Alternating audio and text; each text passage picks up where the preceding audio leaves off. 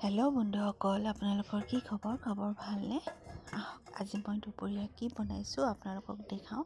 আজি মই বনাইছোঁ ৰহি আলুৰে অলপ মাখাকৈ চব্জি এটা বনাইছিলোঁ, আৰু এইফালে মাছেৰে বিলাহী বনাইছিলোঁ। বিলাহীৰ লগত বনোৱা আকৌ এটা আলু দিছিলোঁ আৰু আয়ুষে খাব লাগে বুলি। আয়ুষে নহ'লে আকৌ বেলেগ চব্জি নাখায়, কেতিয়াবা খায় কেতিয়াবা আকৌ নাখায়, মন গ'লে খায়।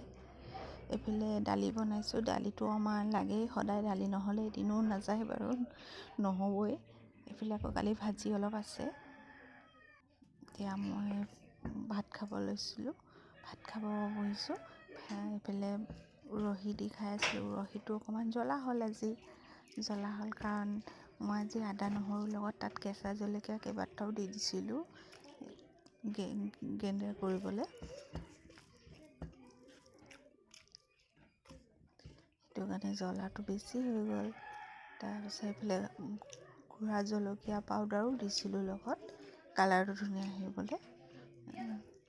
চিলিটো সেইটো জ্বলা হয় আকৌ, আমাৰ এইটো বহুত জ্বলা ৰেড চিলিটো পাউডাৰটো, সেইকাৰণে জ্বলাটো অলপ বেছি হৈ গ'ল।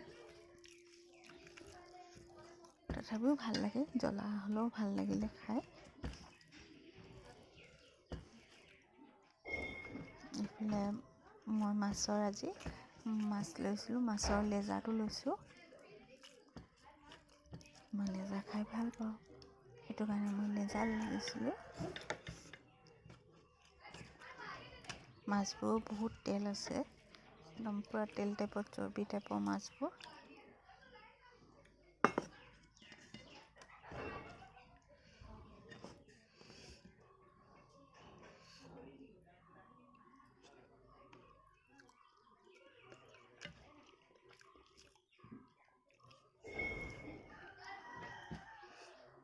জলকীয়া, কেঁচা জলকীয়াও আজি মই মাছত আকৌ কেঁচা জলকীয়া দি দিছিলোঁ গোটা গোটাকৈ, অকণমান ফালি ফালি দিছিলোঁ। তাৰপৰা দুটামান উঠাই আনিছোঁ, সেইখিনিও ঘঁহি দিম যে আৰু জ্বলা লাগে তেতিয়া। গোটা থাকিলে জ্বলাটো নোলায়, কিন্তু মই ভাতৰ লগত অলপ ঘঁহি দিছিলোঁ যে, আৰু জ্বলাটো সেইকাৰণে বেছি ওলাই আছিলে।